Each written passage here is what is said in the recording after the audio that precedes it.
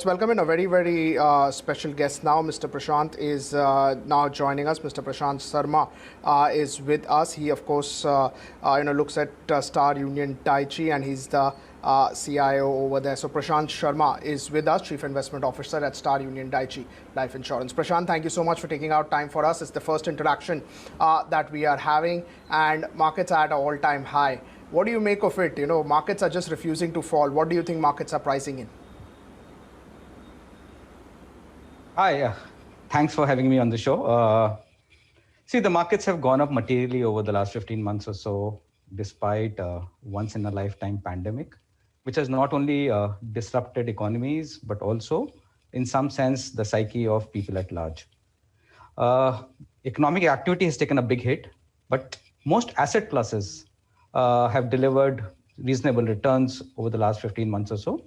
And as a result of central banks and governments providing support through monetary and fiscal stimuli.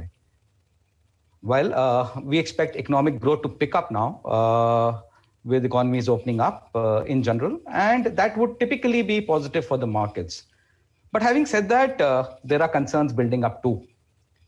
We've seen commodity prices across the board going up, not only in India, but in the rest of the world as well, right from agri-products to precious metals to crude to base metals, everything has gone up as a combination of demand surge and supply disruptions in pockets. Inflation as a result is beginning to inch up. In fact, it's already high in most markets. And there are expectations of bond yields also going up.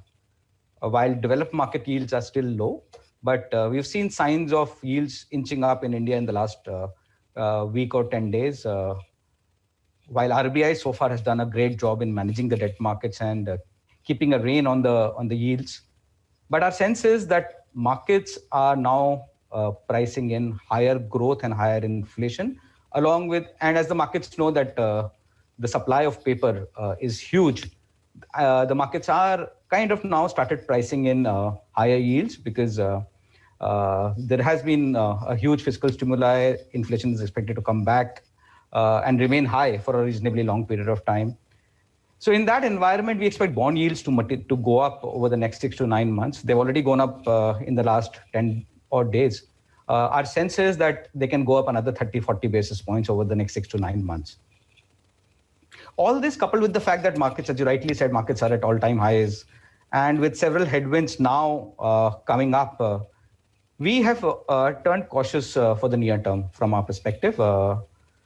Even US dollar, for that matter, having remained subdued for the last few months, has started inching up, which is also pointing towards some sort of risk concerns building up. And that's another piece in the overall jigsaw puzzle, which points towards a direction of markets remaining a little vulnerable. We think a large move in the markets is already done. Easy money has already been made. And now going forward, markets would start becoming more discerning and more stock specific. So our view for the near term, when I say near term, we mean about 3 to 4 months, is a bit cautious. Yeah. All right.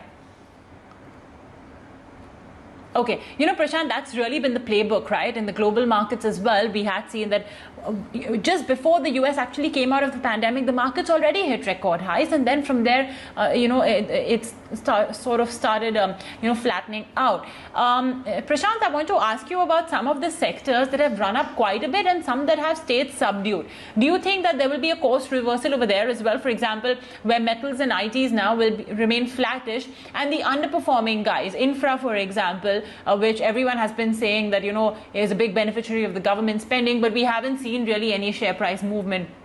Infra being one of them, and any of the other underperforming sectors. Do you see that rotation happen from here on?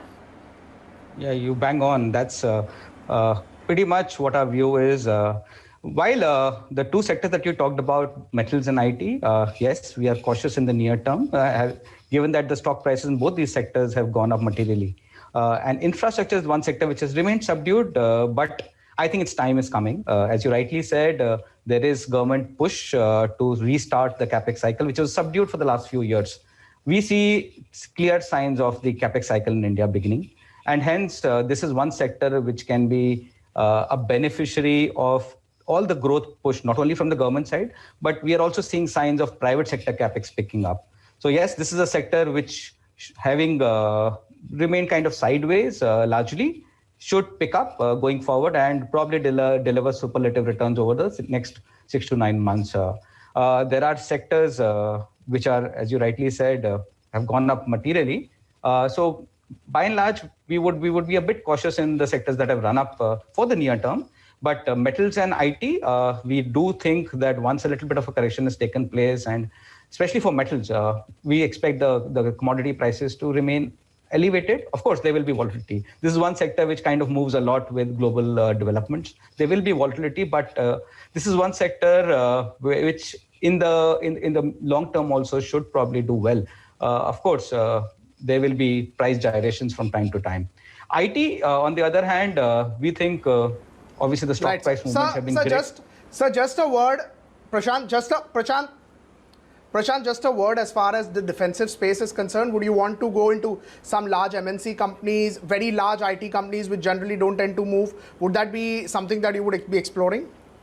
Yes, I would typically call them hiding places for the near term. So some of these companies that you talked about, some of the large MNCs, FMCG, some of the IT companies could be hiding places for the near term because, as I said, we do expect a market correction over the next 3-4 months. But the large returns would probably be made in some of the other sectors, which are more cyclical in nature. So yes, for the near term, you may park your money in some of those sectors, which could probably hold on. But the large money, as I said, would probably be in some of the metals, large banks, which are doing well. Some of the large private sector banks, which have a combination of both, which focus both on corporate and retail side, and have done well, raised money at the right time. They're well capitalized. They're growing well relative to the overall system growth. And still trading at about price to book of about 2 times. So we are extremely bullish on some of those banks. Infrastructure is one sector which we talked about. Oil and gas, some of the names, some of the largest companies in the country. I don't want to be stock specific, but companies that have now moved largely from traditional business such as oil and gas and petrochemicals and more towards the new age consumer facing businesses. Yes, we are extremely bullish on some of those names.